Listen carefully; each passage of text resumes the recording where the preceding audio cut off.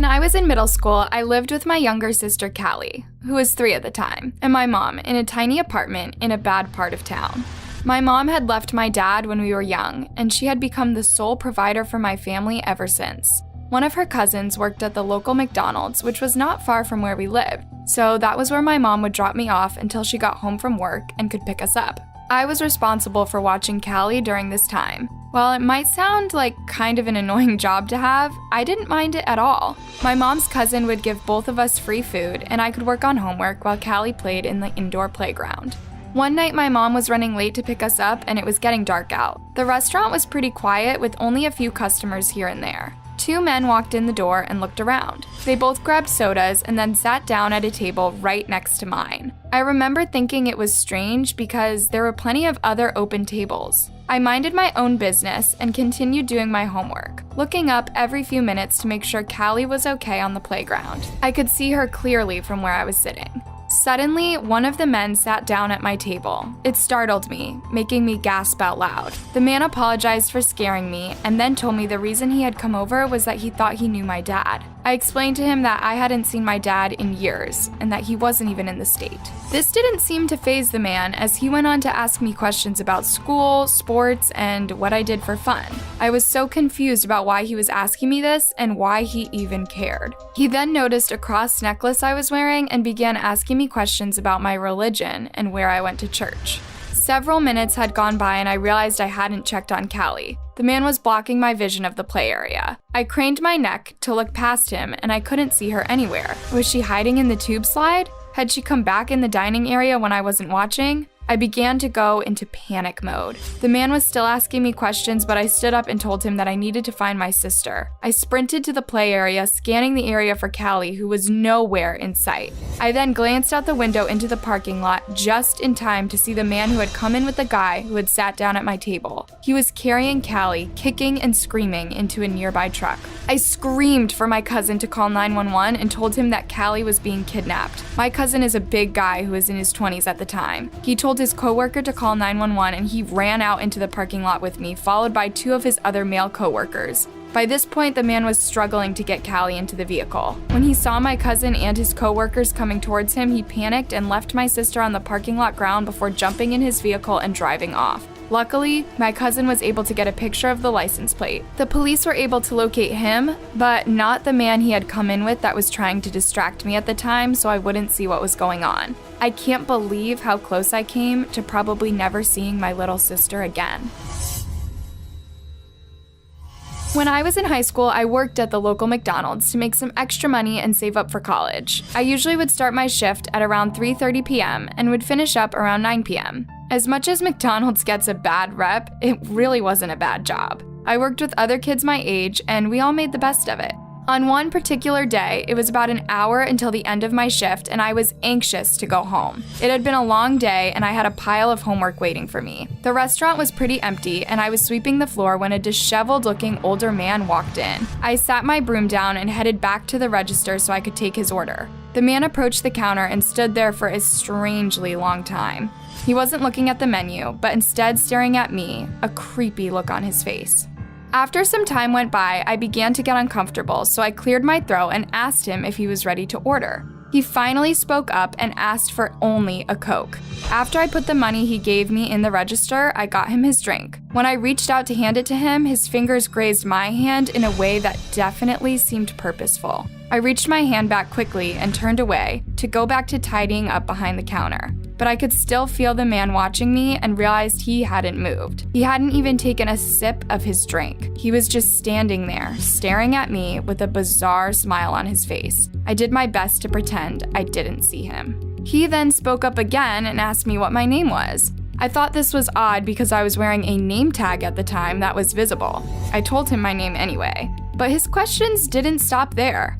He continued to carry on a conversation with me, seemingly not aware that I was uncomfortable. He asked me personal questions like what area of town I was from and what grade I was in at school. I only gave him very vague answers, knowing that I needed to protect my own privacy. The man then asked me for my phone number. I was surprised he was so forward because he knew that I was clearly underage. I told him I didn't want to give it out, but he was persistent and wasn't letting the subject drop. Eventually, I switched places with one of my coworkers and went to work in the kitchen while he took care of the register. Around 30 minutes later, he told me the man had left, and I was really relieved. The shift went on without incident, and eventually it was time for me to leave. I clocked out, said goodbye to my coworkers, and headed out into the dark parking lot to my car. I was about to unlock my car when all of a sudden I heard a voice from behind me say, "Where do you think you're going?" I spun around and discovered the disheveled man from before standing right behind me. He reeked of alcohol and cigarettes and had a crazed look on his face. Before I could even process what was happening, he lunged at me, grabbing my arm with shocking strength. I let out the loudest scream that I could muster and then used my knee to strike him in the crotch. He yelled out in pain, releasing my arm just long enough for me to get into my car and lock the doors. The man began hitting my windows with his fists so hard that I was sure they would shatter. I put the keys into the ignition and began driving away, the man chasing me on foot for a short distance until he could no longer keep up. Luckily, surveillance video captured everything that went down and the police were able to find the man. From then on, one of my coworkers always walked with me to my car at the end of a shift. When I was young, McDonald's was putting these colorful plush toy animals in their Happy Meal boxes. I collected these toys at the time and was excited about the fact that I might be able to get one that they didn't have yet. The McDonald's was only a short walk from my house, so my parents let me go alone. When I got up to the register, there was a younger man I didn't recognize. He must have been a new employee. I ordered my Happy Meal and gave the man the money. He smiled at me as he took it, then leaned in to whisper something. He told me that he could go to the back and pick out any of the plush toys that I wanted. I was excited by this and told him that the one I especially wanted was the pink bunny. He nodded and went to the back to retrieve it. He was gone just a few moments and then came back and handed me the Happy Meal box. I thanked him and went on my way back home. That night, I was playing with the plush bunny and trying to find a place for it on my shelf where I kept my other toys. I was looking at the bunny closely when I noticed something strange about it. It was harder than my other plush animals, even though it was made by the same company and had the same tag as all my other ones had. It almost felt like someone had removed some of the stuffing and placed something hard inside. I continued fidgeting with it and noticed a small tear at the bottom of the bunny. It looked as if the tear had been repaired with some sort of glue. Intrigued, I felt like I had to know what was inside. I went into my desk and found a pair of scissors. I used them to pry open the tear. I then reached inside to feel around. I pulled out a tiny electronic device. I had no idea what it was, so I went downstairs and showed it to my dad. When I handed it to him, his eyes grew wide and he asked me where I had gotten it. I explained that I had found it inside my stuffed bunny that I got in my Happy Meal at lunch that day. My dad took the device and immediately called the police. It turned out that the device was a GPS tracker that the man at the restaurant had put inside so he would be able to find me. He was arrested that same day and linked to other creepy incidents involving children. My parents didn't let me go to McDonald's alone ever again after this incident. When I was younger, my parents were pretty protective and didn't let me go many places without a guardian there. Even though I lived in a safe area, my parents were always watching the news and hearing horrible stories of children in other places getting kidnapped. One summer day, I was super bored and wanted to reunite with my friends really bad.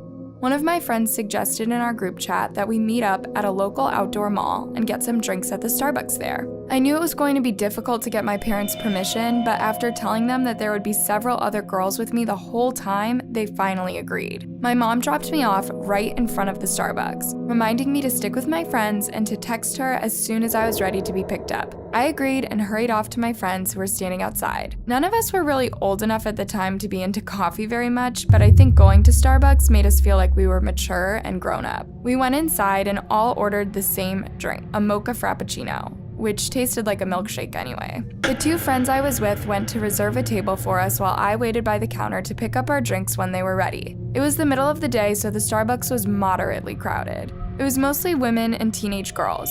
I was scrolling through TikTok as I waited when a man, maybe in his 20s, came up to the register and ordered one black coffee.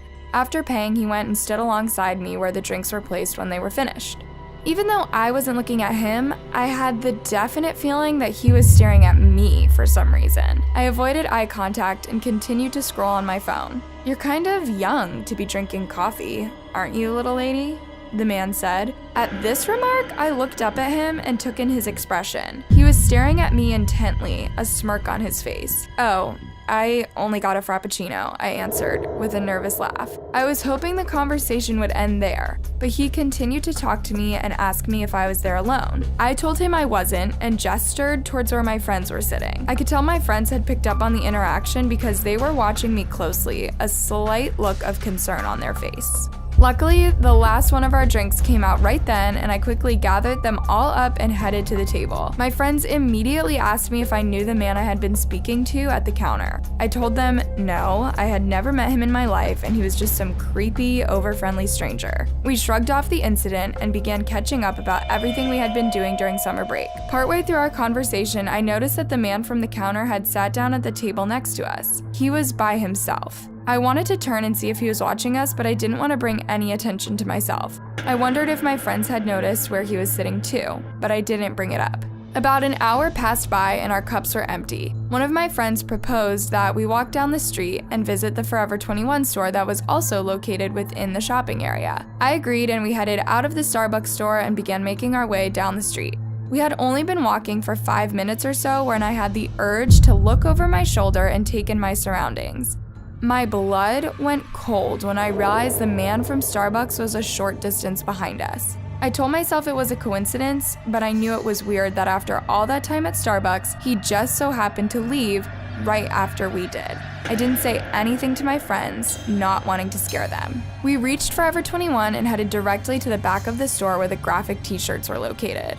All three of us found some things we wanted and we decided to try them on in the dressing room. After I had figured out what I wanted to buy, I redressed in my own clothes and headed out of the dressing room to find my friends. To my shock, I came face to face with the man from Starbucks. He was staring right at me, a sly smile on his face.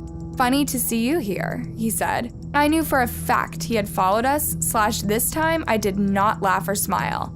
Instead, I took a step forward to walk past him out of the dressing room, but as I did, he put his arm across me, resting his hand on the door frame. He was blocking my way out of the dressing room. "What you got there?" he asked, gesturing towards the pile of clothes I was carrying. I remained silent and stared at my feet. He then began saying how he knew someone my age probably didn't have a lot of money and that I was too pretty to have to pay for anything myself. He then offered to buy me anything I wanted in the store. I shook my head, telling him that I had my own money and could pay for the clothes myself, but he was very persistent. I was becoming more and more uncomfortable, not sure how things were going to play out. Luckily, my two friends came out of their dressing room stalls just then and looked at me, a worried expression on their faces. They asked me what was going on. I tried to think fast. I told them that my mom had texted me and she needed to pick all three of us up right away. They instantly knew what I meant and dropped their items. We all three began making our way out of the store. The man was calling after us, telling us to wait, but we didn't turn back. The second we got out of the store, we began sprinting as fast as we could to get away from the man. "Where should we go?" one of my friends asked, but I didn't have an answer. I looked over my shoulder and I saw the man chasing after us, a crazed look on his face. We turned the corner and I saw a police officer standing by a parked car writing a parking ticket. I ran towards him at full speed, screaming for help. He turned, his eyes wide, as all three of us came up to him. Breathlessly, I explained that we were being stalked by a man. To be safe, he had all three of us sit in the back of his police car while he called for backup. We contacted our parents, who later came to pick us up. Police searched the area and were able to find the man. It turned out that he was wanted for doing illegal things with a minor. I can't help but think what would have happened if the officer hadn't been there that day.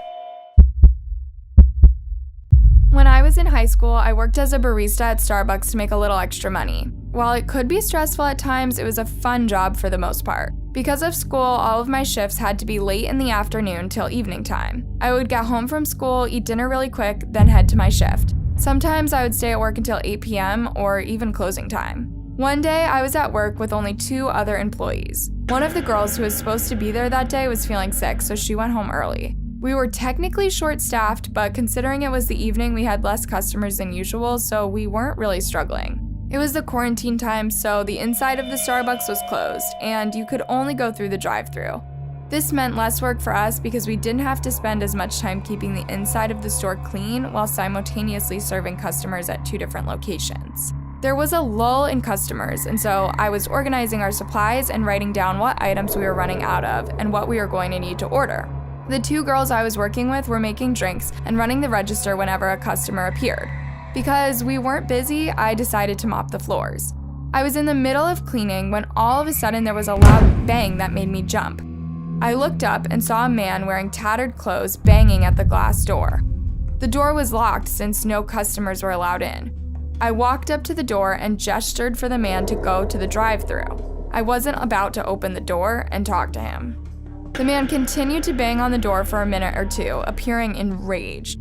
We just ignored him, assuming he would get the memo and eventually pull around to the drive-thru. We all agreed he was a weirdo, but weirdos came by all the time, and we weren't really worried about it.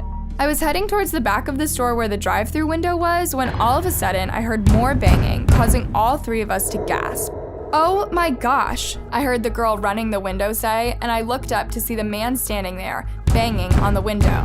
It is against store policy to go through the drive-thru without being in a vehicle for safety reasons. I wondered if the man hadn't realized that the inside of the store would be closed and now was unprepared. "Should I open the window?" my coworker asked.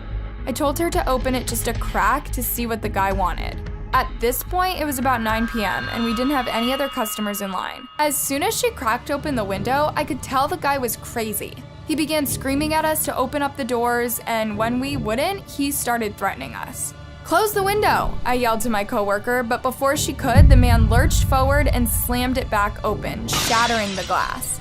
We all screamed as he grabbed her by the shoulders and began trying to pull her through the window. I ran forward and grabbed onto the girl's waist, pulling her as hard as I could back away from the man. Meanwhile, the other girl I was working with ran to retrieve pepper spray from her purse. I had pulled the girl back inside, but the man was now climbing into the window towards us. My other coworker returned just in time and sprayed the man right in the face. He began screaming and fell to his knees. All 3 of us then sprinted back to the room where our lockers were and locked ourselves inside. We called 911, and luckily the police arrived very shortly after. They took the man into custody and told us that he was likely on drugs. After that incident, that particular Starbucks put additional safety measures in place to protect the team, but I didn't feel comfortable working a night shift there ever again. One day after school, my best friend Kai and I decided to go to Starbucks to study. We knew that if we both got drinks, we could stay and hang out for a while preparing for a big history test we had coming up the next day. When we got there, we both ordered coffees and then sat down at a nearby table. Luckily, due to it being later in the afternoon, it wasn't very crowded, and it looked like we were going to be able to get some good studying done. I plugged in my laptop charger, and Kai and I quickly got into our material. We took turns quizzing one another about dates and important people that would probably show up on the test, and we were making some good progress. About an hour had gone by, and I had downed my giant venti coffee, so I had to go to the bathroom. I left my stuff at the table for Kai to watch and headed to the side of the Starbucks where the women's bathroom was located. After taking care of business, I got up to wash my hands when I noticed something strange in the air vent that was right across from the toilet. It looked to be some sort of a light. At first I thought it was sort of a reflection, but I couldn't see anything in the room that could be causing it. I bent down to examine it closer and noticed that the grate could screw off, so I unscrewed it just enough to reach inside. I grabbed the object and pulled it out. I was shocked to see that it was a miniature camera. A red light on it indicated that it was currently recording. I turned the camera over and there was a screen on the back. I pushed a few buttons and eventually got the screen to light up. I noticed it had a touch screen. One of the icons on the screen appeared to be a photo album. I pressed on it and was immediately shocked and disgusted by what I saw. The most recent recording on it was of me on the toilet, completely exposed. But that wasn't all. I began scrolling and saw that the camera had been constantly recording over the course of several days. Captured on film were literally hundreds of other women and children going to the bathroom, completely vulnerable. I couldn't believe someone would be sick enough to record people in this state. I didn't want the camera to end up in the wrong hands or for it to be used for some disgusting purpose, so I ended up driving to the police station that day and dropping it off with them. They thanked me for doing the right thing and assured me that they would launch a full investigation into who had placed the camera in the bathroom. They kept true to their word, and the suspect was arrested that day. It turned out that the person who had placed the camera there was probably one of the last people I would expect, the manager of the Starbucks. The man was married with 3 kids, but clearly had a sick mind. Investigators determined that he had been keeping up this practice for months. He would place the camera in the grate a couple of times per week and would retrieve it after it ran out of battery. He would then take the memory card out of the camera and upload the footage onto his computer at home, which later was confiscated by the police. Because there were minors on the recording and the recordings were done without consent, the man will probably spend many, many years in prison. Luckily, after the trial was completed, the footage was completely destroyed and no other people will ever have their privacy compromised by that perverted creep. Even though years have gone by since this incident occurred, I'm still paranoid anytime I have to use a public bathroom. I try to avoid them as much as possible. I want to tell you about the time I was working at a tiny Starbucks back in London. Of course, I don't live there anymore, and it's for good reasons, as you're about to find out. It's an event that has honestly led me to have less faith in humanity and be very wary of every interaction with someone new. I had just started my freshman year at University of the Arts. I was studying photography and I was quite excited about it since I had always been a keen photographer, and I was excited to take it to the next step beyond Instagram. But like any bachelor, it costs a fortune, so I had to work somewhere while I studied. Starbucks was the obvious choice as I could have a flexible schedule and work part-time around my school hours. Plus, being a famous chain and everything, I figured it would be more reliable than a local cafe. I guess I was wrong. I am quite introverted, so I found it very nice when 1 or 2 people from the university engaged with me and made the first step towards friendship. I had just moved to the country and I didn't have any old friends in town either, so I definitely needed someone to hang out with. The first person to introduce herself to me was Claudie, who was a friendly, energetic girl who had just come from Jamaica to study fine arts. We would stay up late watching random stuff on YouTube to clear our minds after the busy school days. The second person to engage with me was Ted. I still get shivers down my spine whenever I say his name. He was in the same class as me, also studying photography. It was a big class though, and we wouldn't all take the same courses. I was minding my own business around the school campus when he inserted himself into my life. I was reading on a bench and he sat next to me and made some mundane comment about the weather. It was sunny and a pleasant day to be outside. I thought he was just being friendly, like one would assume. And since I still didn't have any friends except Claudie, I was happy that someone was talking to me. So we started talking about school and about our lives outside of school. He told me he came from a little island south of the country, but not much else. He wouldn't tell me his age or any details about his family. Instead, he had a long list of questions for me. What was it like back at home? Did I have any siblings? What did I like to eat? To be honest, I thought it was a little creepy at the time, but I guess I never imagined how much creepier it would get. That is why I didn't put an end to the conversation. In fact, I even went as far as telling him where I worked. That's the one thing I regret. I can't blame myself for his behavior, but I wish I were a bit wiser that sunny day. The next day, right after school hours, I was working at the tiny Starbucks. And guess who was inside waiting for me? That's right, he was already there. And he had probably been there all day, not knowing what time I started my shift. I got a little awkward about it, saying something like, "Hey, what are you doing here?" He just replied with a smooth voice, "I came here to see you."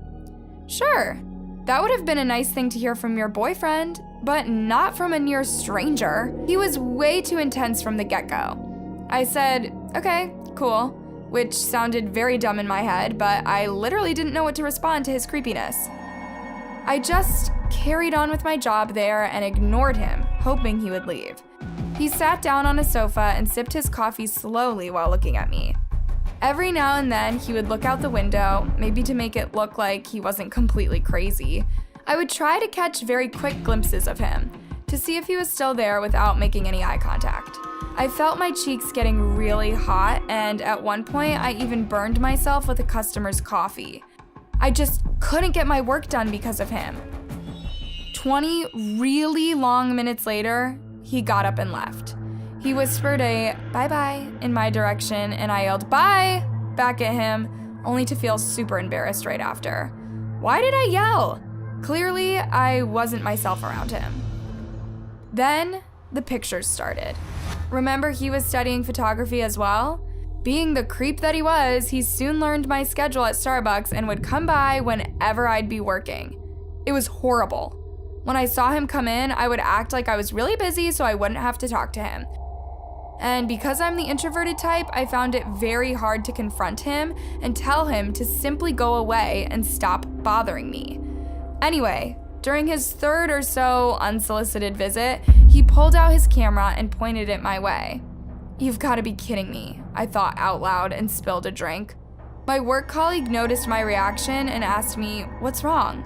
"Where do I even begin?" I said, and I began explaining to her all the ways in which this guy was making me feel very uncomfortable. She then took the action that I couldn't take and walked up to him and told him under no circumstances was he to take photos of the coffee shop's employees. He didn't look at her. He looked straight at me, knowing I'd be looking at them. Then a really weird smile appeared on his face, the psycho type, like he wasn't at all bothered by my colleague's warning. In fact, he looked like he enjoyed it. He got up and left, all the while smiling at me. My heart was pounding, and I was thinking of all the horrible ways in which he could retaliate. I had no choice but to continue work in this worried state. However, now another staff member knew about him, so I felt slightly safer. If anything happened, I could ask her for help once more. But as it turned out, she couldn't help me. Because that weekend I was working the late shift and my colleague wasn't there. I had another workmate who knew nothing of this guy, and I hadn't told him anything either because I was secretly hoping he would stop coming to see me. But of course he did, and right before closing time too, like he actually had a plan this time. When I saw him walk through the front door with the same smile he'd left with last time, I froze. He walked straight to my counter and asked for 2 pumpkin spice lattes. I thought, okay, cool, maybe he has a date and he'll leave me alone. So I gave him the coffees and waited for him to leave, but he wouldn't leave. He says in the same smooth voice, "One's for you." I could have been shy and quietly accepted the coffee, but I was very suspicious of him by now, so I knew better.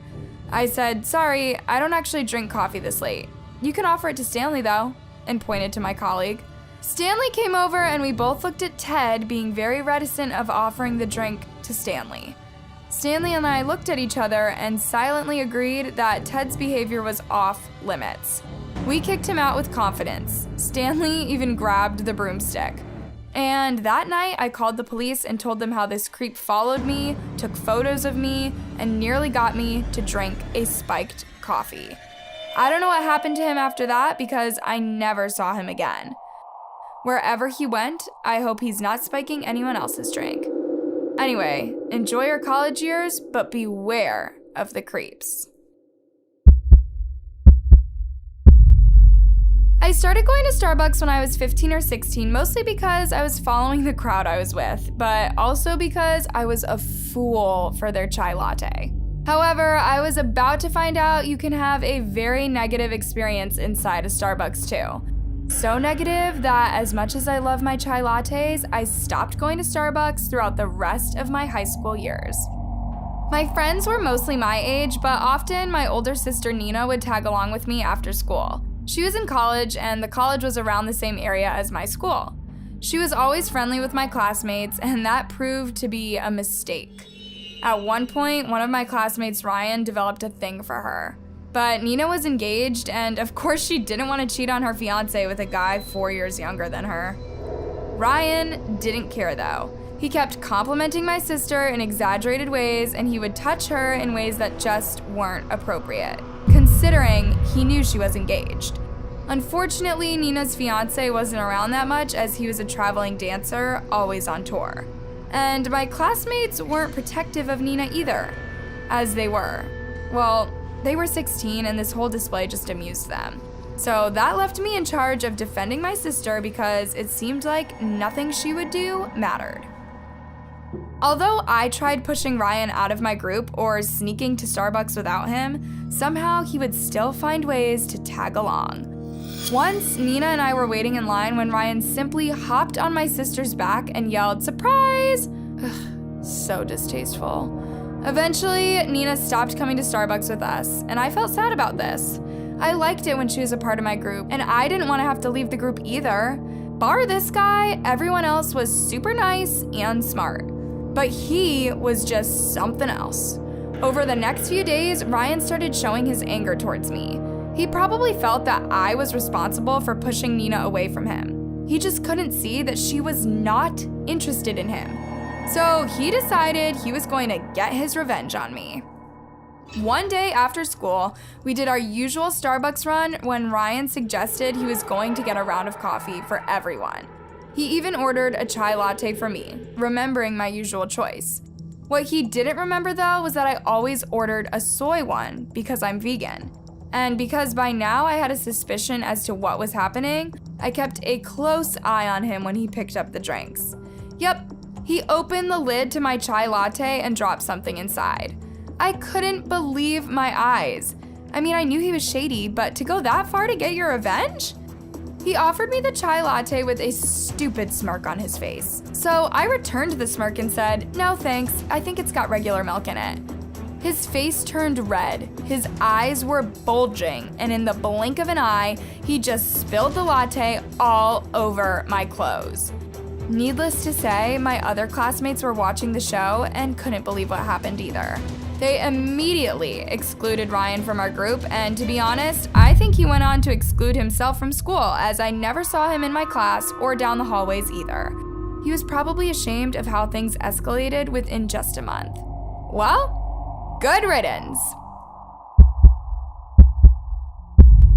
It was late November and I could barely stand the Christmas songs in the local Starbucks anymore. But I had to, because I was working there on the weekends to support my little sister.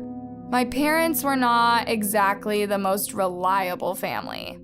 Dad had left us years before, and rumor had it that he was in prison for some shady deals. And Mom? Well, she had a drinking problem and a tendency to waste all her money on alcohol and gambling. But my sister and I were really close. From a very early age, we knew we had to stick together to make it. So I was a senior in high school and was working on the weekends to put as much money aside as I could. After all, college years were coming and my little sister was about to start high school. Some of my classmates knew about our family and some even knew I was working at Starbucks to make ends meet. I didn't mind that as long as we wouldn't get bullied because of it. Some kids were mean, calling me a weirdo or making fun of my cheaper clothes, but it was a completely unexpected place that the real meanness was hiding. One of my classmates, Hillary, was a pretty good friend of mine. She came from a much richer family and she was used to very upper class activities, going horse riding on the Saturdays I'd be working at Starbucks, but she always showed empathy and a total lack of judgment towards my situation, and I appreciated that in her. She wouldn't brag about her background and she would often invite me and my sister to her place. So it was a win-win. At least until I found out what she was really like. She would often hang out with us in the evenings, and I suppose she was just getting all the validation from us who were always fascinated by her home and grateful for her generosity. But that month, my sister caught a nasty virus, and she was homesick for about 2 weeks. Obviously, I stayed with her whenever I wasn't at school or working. As I tended to my sister, I distanced myself from Hillary a little. I had no idea just how upset she would get over this. After a few invitations which I turned down, the passive-aggressive text started.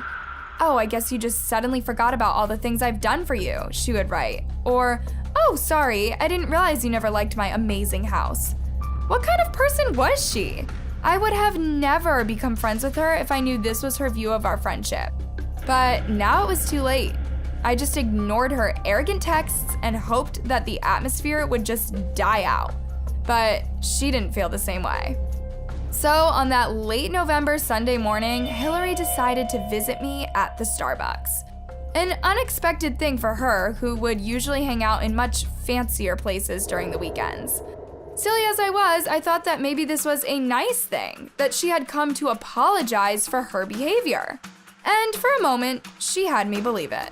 She came up to me with a friendly smile on her face, asking me about my day, like nothing had happened. I replied and let the conversation flow as I waited for her to address those creepy texts. She then ordered 2 drinks, one for her and one for me. I thought, cool, that's her way of saying sorry. I'll take that. I made the drinks and put them on the counter without lids on, as I figured we'd just drink them and talk. I turned my back to her to clean the mess I'd left behind, and I heard my work colleague ask Hillary, "What's that you got there?" I immediately turned toward her and saw her opening a little sachet containing some sort of powder. "Hillary?" I asked and waited for an explanation. She just mumbled, Then she just dropped the sachet and left the Starbucks as fast as she could. I looked back at my work colleague, half thankful, half confused. What had just happened? Was this really my friend? It really didn't take that much to show her true side. I honestly can't believe I was friends with her for so long and that I didn't sense her narcissism or her sense of arrogance towards my sister and I. I'm just glad I didn't end up drinking whatever she had in store for me. Well, lesson learned. My advice to you, when someone offers you way more than seems normal, be on the lookout. Hey everybody, before this video starts, I just wanted to mention that I've started a Fiverr account so that I can do some extra work for like sound design or narration, music, things like that. And if you're interested in checking it out, I will post a link to it in the description and in the pinned comment. But with that said, enjoy the story.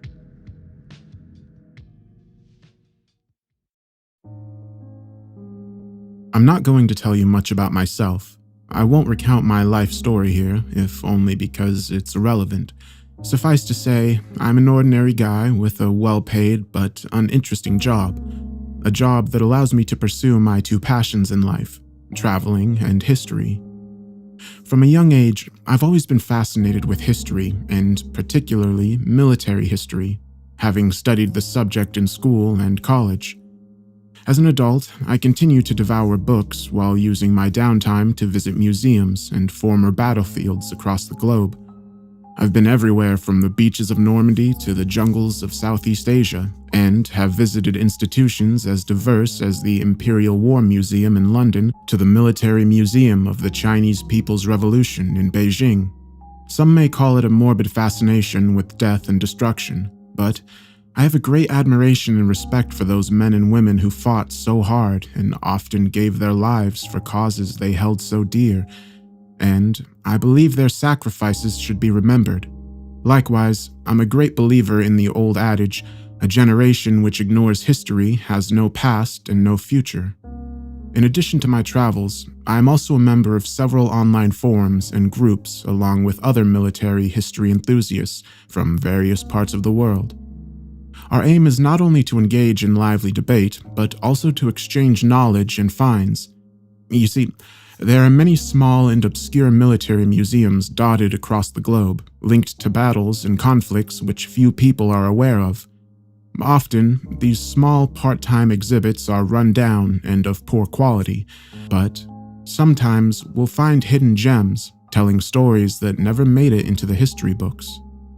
It's finds such as these that we share on the forums for the benefit of our fellow members. It was through one of these threads that I first heard of the Museum of Humanity's Final War. This institution has no online presence or listed phone number, and it's not funded by a federal or state grant. What's more, no one in our group knew what the museum's exhibits consisted of. The name itself was a puzzle, suggesting a prediction of a conflict that may happen in the future. We did manage to find a physical address, but this only added to the mystery. I won't reveal the exact location of the mysterious museum for reasons that will become all too clear. Suffice to say, it's located somewhere in the American Midwest, a site one could fairly describe as the middle of nowhere. Nothing on Google Maps suggested there was a significant building in the vicinity. What's more, there were no battles or even skirmishes in that area we could find. Nothing during the Civil War or any of the numerous conflicts with the Native American tribes. All we really had to go on was a review by one anonymous poster who described his visit to the museum as a life-changing experience, and he strongly recommended a trip to the institution. The whole thing sounded pretty suspicious, and most of the group members wrote it off as a hoax. However, I was still intrigued by the mystery, and, as luck would have it, I was due to attend a work conference in a city about 2 hours' drive from the location. I had a day to kill before my flight home, so I decided to make the trip. I realized it might have been a wild goose chase, but reckoned it was worth taking the chance, just in case I would find a hidden gem. Never in my worst nightmares could I have imagined what I would actually encounter. The drive out that morning was uneventful as I exited the city heading west, soon leaving behind the leafy suburbs before zooming past mile after mile of flat farmland. Following my sat-nav, I left the interstate and found myself driving along a poorly maintained and near-abandoned back road. The farther I got from civilization, the less confident I felt about finding anything of significance out here in the back of beyond. My heart sank when I reached the location and found nothing but a long-abandoned gas station with rusty old pumps and a vandalized forecourt, its glass frontage smashed and interior gutted. I felt like such a tool, having driven all this way for nothing. Nevertheless, I decided to get out of my rental car and take a stroll around the decrepit structure, just on the off chance I would find something of interest. This is when I saw him, a solitary figure emerging from the crumbling forecourt and walking in my direction, with a wide yet somehow sinister smile etched across his face. I took a step back as he approached, his hand outstretched. He was an old-looking individual, dressed in a tweed jacket and tight-fitting waistcoat, and sporting a tidy gray beard and smartly framed spectacles.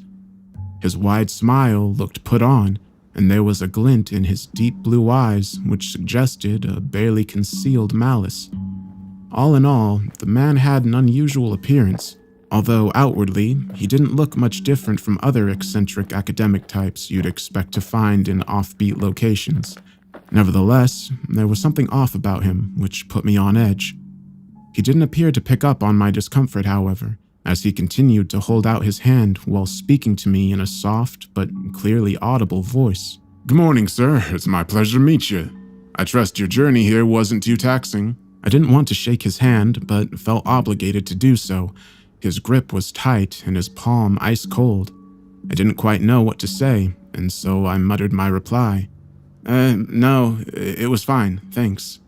"Ah, that's good to hear," the man responded enthusiastically, after he eventually released my hand. "Well, sir, it's my pleasure to welcome you to the Museum of Humanity's Final War. I'm the curator of this establishment, and it would be my honor to act as your guide for this morning's tour." I was utterly confused by this point. With a number of questions running through my head, I asked the most obvious. "But there's no museum here, is there?" The curator sniggered ever so slightly before replying. "Well, actually, there is, sir, although I do understand your confusion. Our institution is in fact located below ground, underneath our feet. We find it's better this way, to keep our institution off the map." This explanation only confused me more. I don't understand. Why wouldn't you want people to know about this place? Don't you want to encourage more visitors? The curator laughed in a dismissive, almost mocking manner. "Well, sir, we are not the type of institution that wishes to draw in the masses. We certainly wouldn't want buses full of tourists out here, would we? No, sir, no. We prefer to appeal directly to connoisseurs of conflict such as yourself, those who are willing to make the extra effort to seek us out." "Okay," I said uncomfortably. The whole situation raised a lot of red flags, and I was seriously beginning to question my decision to come out here alone. Granted, the curator didn't look like the type who would shoot me in the head so he could steal my car and wallet. Nevertheless, the entire situation was unnerving. There was no way he could have known I was coming today, so why was the man standing out here waiting for me? It didn't make any sense. He seemed to pick up on my discomfort, however, speaking to me in a more sympathetic tone. I can tell you have your doubts, sir. This is understandable. Our little museum is rather unconventional after all. However, I promise that all your questions will be answered during the tour. Now, would you care to accompany me to the elevator? What? Now? I said with surprise. Don't I need to buy a ticket? And aren't there any other guests coming? The curator smiled thinly while shaking his head. We don't charge an admission fee, and I prefer to give one-on-one tours. Much more personal, don't you think? Now, shall we? At that, he turned his back on me and started walking towards the gas station forecourt. I had a decision to make in that moment. I could either turn heels and run back to my car, or I could follow this mysterious man and see where he would lead me. I know what I should have done, but I still felt drawn to the mystery. Curiosity can be a dangerous thing, and I let it get the better of me on that day. I followed him past the disused gas pumps and into the smashed-up forecourt, almost tripping over the trash and assorted debris. This wasn't like the entrance to any museum I'd ever visited before. What drew my attention, however, was the elevator door located at the rear end of the decrepit building. It looked like it had been newly installed at considerable expense. Stainless steel with a digital floor display and buttons lit up and ready to push. The curator summoned the elevator, and I watched as the doors slid open. After you, sir, the curator said while gesturing towards the waiting lift. I hesitated for just a second before stepping forward, feeling more than a little uneasy as the curator followed me inside and the door slammed shut. I don't know how far the elevator descended into the guts of the earth, but it seemed like we were going down for an eternity. Throughout the descent, the curator stood perfectly still, his smile gone as he glared straight at me with deadpan eyes. I felt nervous in that moment, as I feared the curator would lash out with the intention of doing me physical harm. I thought I might need to defend myself, but he never moved a muscle. I felt relief when the elevator finally reached the lower floor and the doors opened with a ping. But, of course, I had no idea what lay before me. We exited the lift, and the curator led me down a long, concrete corridor. I realized how exposed I really was down there, as my heart beat faster and I began to sweat heavily. What is this place? I asked nervously. The curator answered without turning to face me. A former government installation that we acquired for our purposes. A government installation? I had images of a former missile silo or fallout shelter. This only added to the mystery and my apprehension. Finally, we reached the end of the corridor and found a security door blocking our path. The curator typed a code into the keypad, opening it and inviting me inside. When I stepped through those doors, I couldn't believe what I saw. A vast subterranean chamber, its ceiling at least 60 feet high and with a length of about 2 football fields. The vast bunker was filled with military hardware and weapons, big screens displaying footage, and so many exhibits behind perspex glass. It was a literal treasure trove of military history, making for one of the most impressive museums I'd ever seen. The only thing missing was a gift shop. I was truly astonished by what I saw before me as I walked forward in a state of awestruck wonder, only for the curator to stop me in my tracks as he placed an ice-cold hand on my shoulder and whispered in my ear. Please, sir, I must insist that we stick to the official tour. I don't understand, I responded. How did you get all this hardware? All will be revealed, sir. You just need to be patient. Now, shall we begin? I nodded my head and submitted to his wishes. He led me to the first exhibit, the sign above the cordoned-off section reading, "The Beginning." The curator began to speak in an authoritative tone of voice. What is war if not an act of conquest? And conquest is merely the exploitation of weakness. The time before the final war was one of decay, both moral and physical. Human civilization had reached its nadir during the first half of the 21st century, an inevitable result of corruption, conflict, terrorism, pandemics, greed, and environmental destruction. All this meant the time was ripe for the enemies of humanity to make their move. The enemies of humanity? This expression puzzled me, but I stayed silent for the time being, hoping to find out more. And of course, we played our role in promoting chaos, using fifth columnists to spread fear and hatred. He motioned me towards a big screen, which suddenly burst to life. The screen displayed CCTV footage of an office complex divided into cubicles, with workers sitting and staring at monitors. A second later, a lone gunman armed with an assault rifle burst into the building, firing without mercy at the unarmed workers, hunting them through the complex while reloading, slaughtering at least a dozen people before moving off screen, leaving blood and corpses on the floor behind him. The next piece of footage showed a man in a heavy coat entering what looked like a place of worship, with parishioners kneeling in prayer along the pews. The man walked halfway up the aisle before he was noticed, suddenly discarding his heavy coat to reveal a bomb strapped to his chest.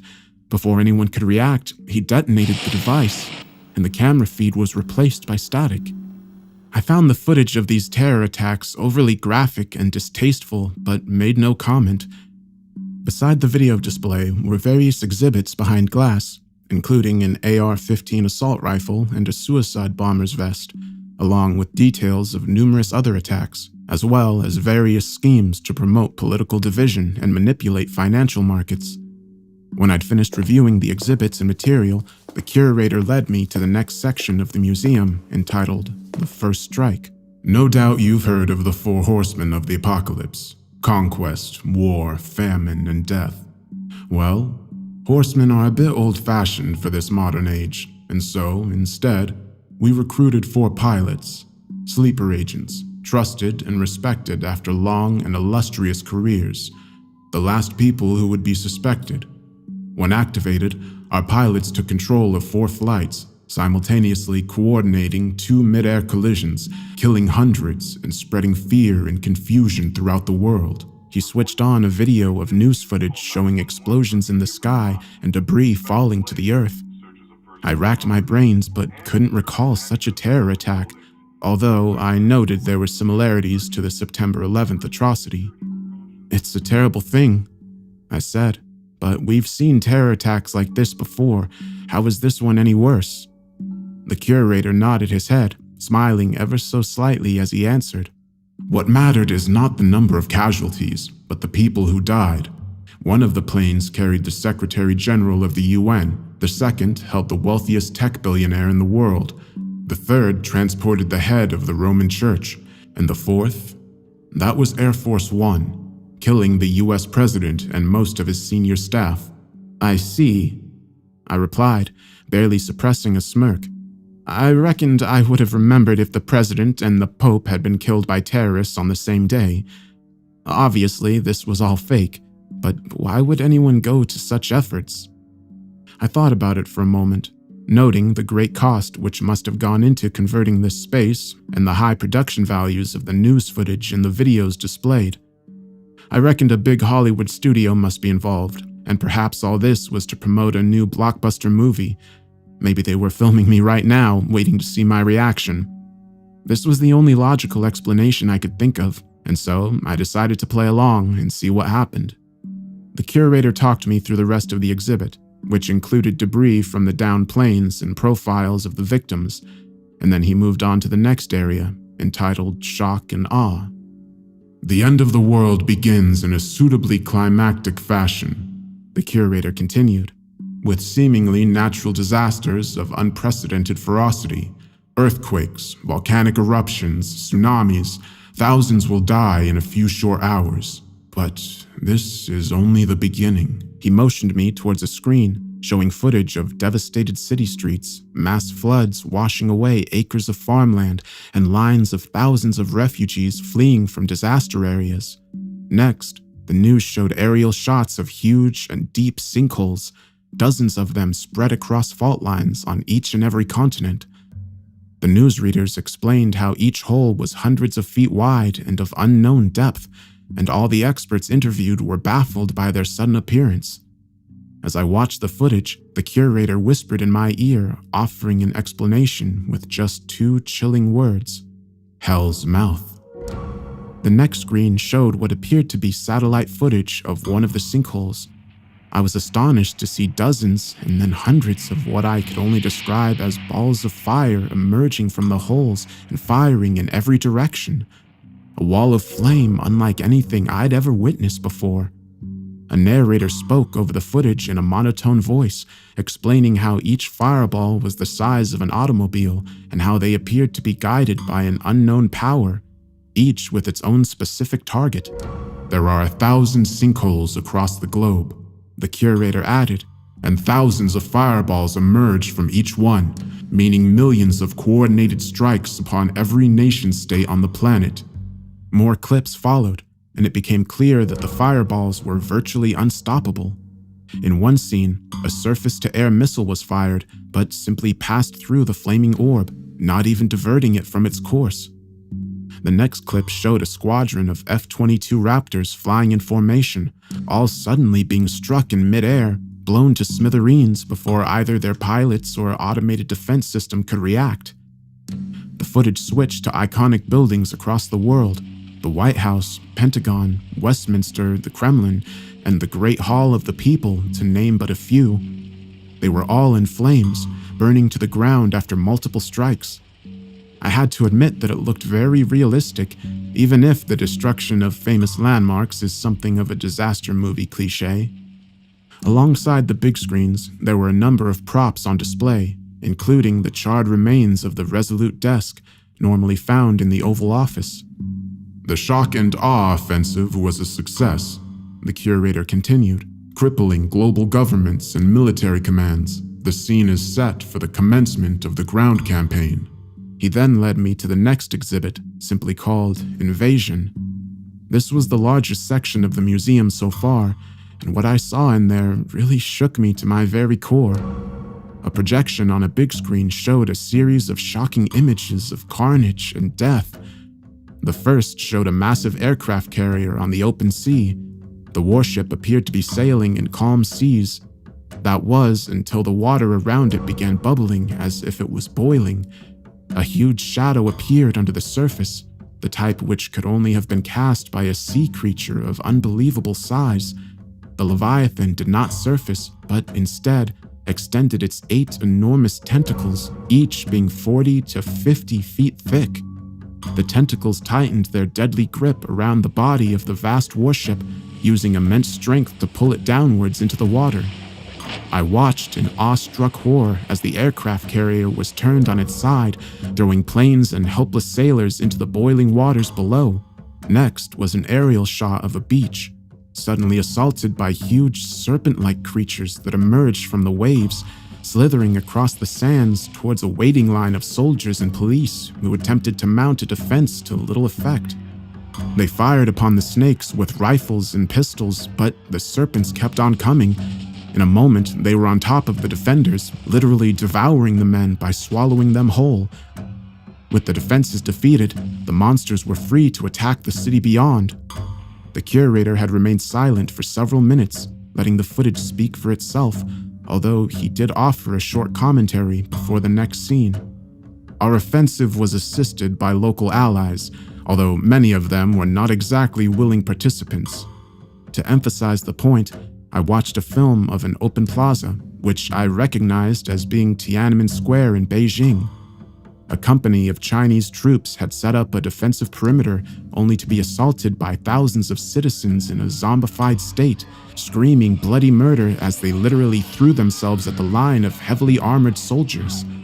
The troops opened fire with every weapon in their arsenal, slaughtering hundreds in a matter of minutes, but the horde kept on coming, with zombies climbing over the corpses of their comrades to reach their objective.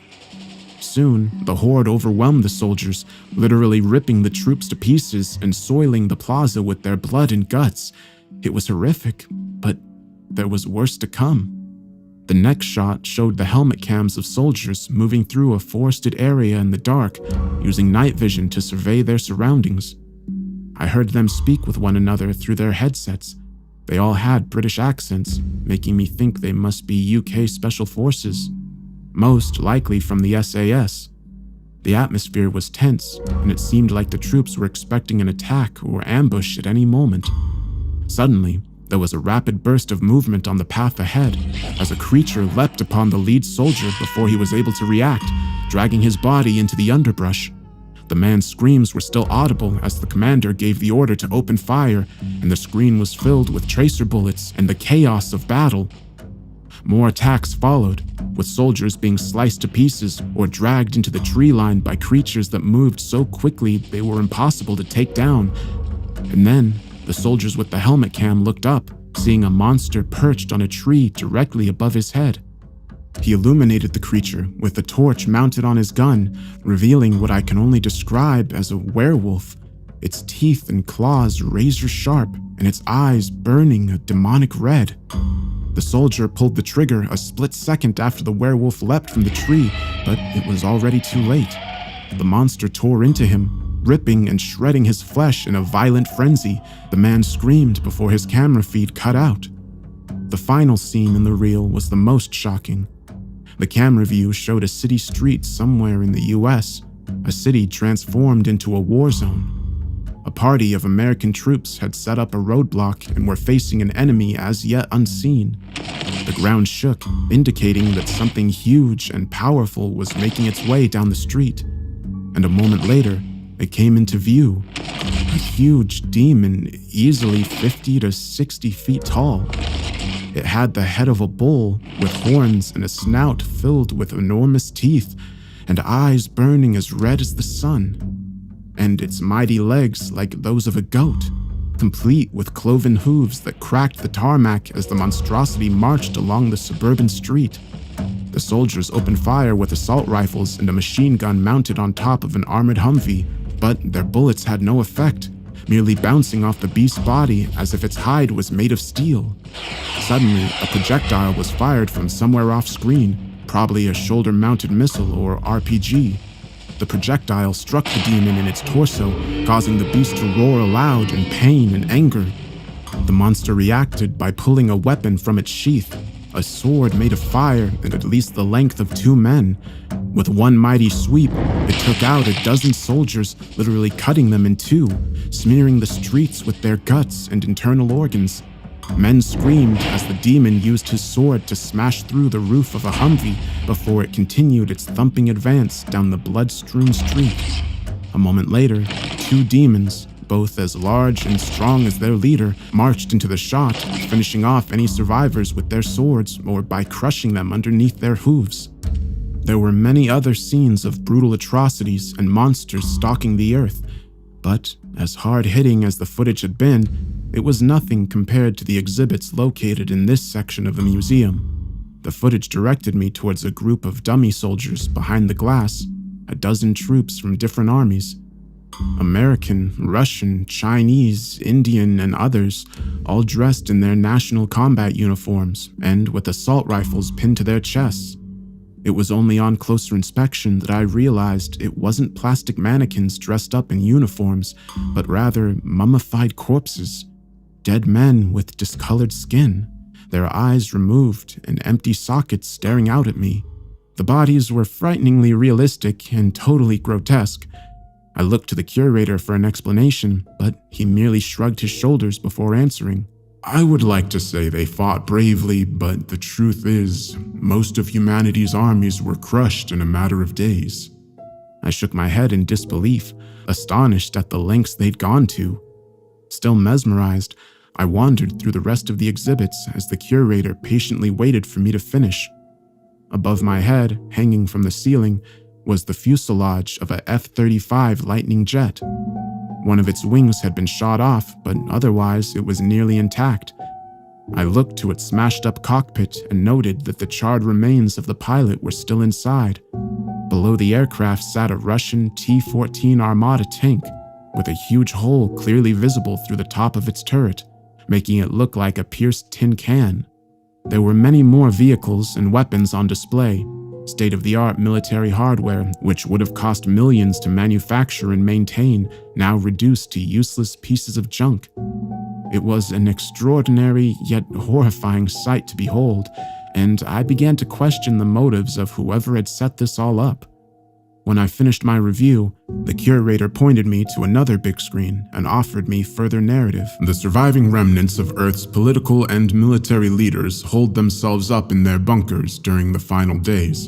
Desperate and out of options, they authorized nuclear strikes against our hell's mouths, hoping they could halt the invasion. But alas, they only succeeded in killing millions of their own people, whilst hastening the destruction of the planet. The screen showed footage of ICBM strikes, of nuclear detonations brighter than the sun, mushroom clouds ascending into the skies, and of devastated landscapes with entire cities reduced to ruins and rubble. A map came up which showed the locations of the nuclear strikes, dotted all across the globe. The results of these coordinated attacks would surely be catastrophic. The curator allowed me time to take it all in before leading me to the next and penultimate section, entitled The Spoils of War. With victory now assured, the time had come for my master to claim what is rightfully his, namely, the bodies and souls of the conquered. He led me through a grotesque display of severed human heads, somehow preserved and mounted upon spikes behind perspex glass, their dead eyes still open and staring out at me in an accusatory manner. The decapitated heads belonged to political, military, business, and religious leaders, several of whom I recognized from the news. The resemblance was uncanny, right down to the smallest of details. I walked past the macabre displays, finding the whole experience extremely unnerving. I saw the curator watching me as I proceeded through the grim exhibit. I noticed he was smiling, apparently taking pleasure in my discomfort and disgust. When I was finished, he directed me towards one final screen, allowing the images to speak for themselves. And the signage above read, "A world transitioned." The video showed clips of devastated and lifeless landscapes, the sun blocked out by a thick cloud of radioactive dust. Next came the image of a huge demon standing over a party of defeated prisoners, laughing cruelly as it used its fiery sword to slice the POWs into pieces. And finally, the horrifying footage of a line of emaciated refugees slowly marching across a dead land, men, women, and children, many showing the signs of advanced radiation poisoning, their skin badly burnt and bodies covered in cancerous tumors. They were totally defeated, their heads down as they trudged forward to an unknown destination. Several fell down to the mud, so weak that they couldn't go on, and their fellow refugees made no effort to help the victims, instead continuing with their own grim death march to nowhere. I felt physically sick after watching these horrific scenes, and it took me a moment to compose myself and come back to reality. Everything I'd seen, all he'd exposed me to, it all seemed so real, but I had to remind myself that it couldn't possibly be. I turned back to the curator, who stood silent by my side, meaning to challenge him and expose his sick charade. "Well, sir," I began, "this is quite the show you've put on today. Obviously, you've gone to some great lengths and expense, but I reckon it's time you told me the truth. What's the real story here? What's your agenda?" Honestly, sir, even after all you've seen and heard, you still don't believe? "Well, of course I don't." I snorted in disbelief. "None of the events you've shown me have happened in the real world." "They haven't happened yet," he replied coyly. "What you have seen is the future. This is humanity's destiny." "Ridiculous. Do you take me for a damn fool?" The curator smiled, and I noted a malicious glint in his eye. "Well, sir, I can see you're the cynical type, but don't worry. We do have a special private exhibit for persons such as yourself, for those who require indisputable proof, if you care to follow me." He led me to the far wall of the bunker, where another security door was located. He quickly typed in a code to open the door and reveal a darkened chamber within. With some trepidation, I walked forward into the darkness, noting the stench inside, which reminded me of a zoo or kennels. The darkness was all-encompassing and the silence deafening. That was until the curator turned on the lights and all hell broke loose. I was hit by a hellish conflation of sights and sounds so horrifying that I was forced to retreat, only to find the security door was shut, trapping me inside with these unspeakable horrors. When I eventually felt brave enough to turn around, I found myself face to face with a literal army of nightmares, monsters barely contained and mad as hell. The same as the ones on film, now locked behind a thick glass screen. It burnt as bright as the sun as it crashed against the walls of its prison, and when I examined the fiery orb in greater detail, I swore I could see a human face within the flames, a tormented soul trapped within. On the far side of the chamber was a bloodthirsty werewolf trapped in a cage, snarling and growling as it tried to get free, its red eyes burning with hatred as its claws and teeth tore at the metal bars. Beyond the wolf sat a huge water tank containing a green-scaled serpent at least 20 feet long, with fangs as long as steak knives. It frantically circled the tank, splashing murky water against the glass. The last, but certainly not least, was the monster held in chains and behind reinforced glass at the far end of the chamber, a demon so tall its horns almost touched the ceiling. The monstrosity was nearly identical to the ones I'd seen in the videos, nearly 60 feet tall with the head of a bull, body of a man, and cloven hooves of a goat. The demon roared as it struggled with its chains, its evil eyes focused upon me as it pulled with all its might. I cowered in the corner, terrified and fearing for my life, as I believed the monsters would break free and tear me to shreds at any moment. But the curator was in control of the creatures, and he was able to calm them with a mere click of his fingers, ending their frenzy and reducing the monsters to a docile state. I shook my head in disbelief, the cold sweat dripping from my forehead as I muttered my next words in a state of shock. It's all real. Yes, the curator replied firmly. When will it happen? I asked through shaking lips. The curator shrugged. Whenever the conditions are right. It could be a year, it could be 5, but rest assured, it will happen soon. I took a deep breath. A million things were racing through my mind in that moment, but there was one fear which immediately came to mind. You're not going to let me leave this place, are you? I asked nervously, because now I know the truth. On the contrary, sir, the tour is now over and you are free to leave whenever you like. I was confused and suspected a trap. But I know everything. Aren't you afraid I'll tell people what I've seen?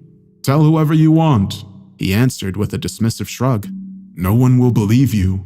The museum will not remain in this location, and you'll have no proof of what you saw here. At most, you'll contribute to the existing undercurrent of fear and paranoia, which will only assist in my master's plan. I shook my head in disbelief, feeling faint as the monsters continued to stare me down. Surely you don't think you'll get away with this? I demanded. Oh, I know we will, he answered confidently, the glint in his eye turning into a look of pure evil. Humanity's fate is already set in stone. The reign of fire is nigh. Now, if you'll be so kind, sir, the museum will soon be closing, and you really should be on your way. The curator was as good as his word, as he escorted me to the waiting elevator and back to my car on the surface. I was allowed to leave unharmed. He was right about another thing, too. Nobody did believe my story. Not my friends, family, the other members of the forum, the cops, or even several priests I spoke with. They all thought I was crazy. The police did go out to the site, but they found no evidence of any underground chamber or elevator, and the enigmatic curator was nowhere to be seen. I've never found any solid proof to confirm my claims, but rumors persist online, with anonymous posters speaking of mysterious museums popping up in remote locations. Eastern Siberia, the Australian outback, and the mountains of Tibet have all been mentioned, but there's never anything definite. So I've come here to share my story, in the sincere hope that someone will believe me.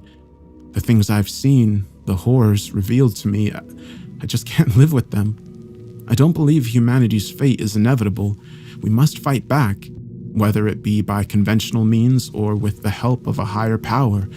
We must prepare and ultimately prevail against the forces of evil, because the alternative is too awful to contemplate.